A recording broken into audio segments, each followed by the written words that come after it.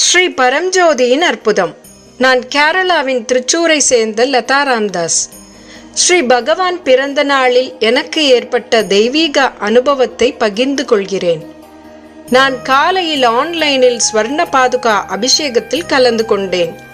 நான் தீபம் ஏற்றி ஆரத்தி செய்தேன், தூபம் வைத்தேன்.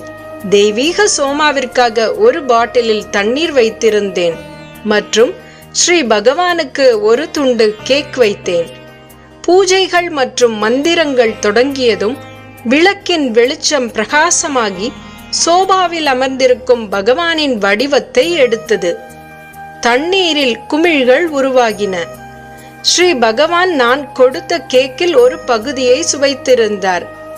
ஸ்ரீமூர்த்தியின் மீது ஒரு துண்டு கேக் காணப்பட்டது. அனைத்து கடவுள்களின் அனைத்து ஸ்ரீமூர்த்திகளின் அருகிலும் கேக் துண்டுகள் இருந்தன.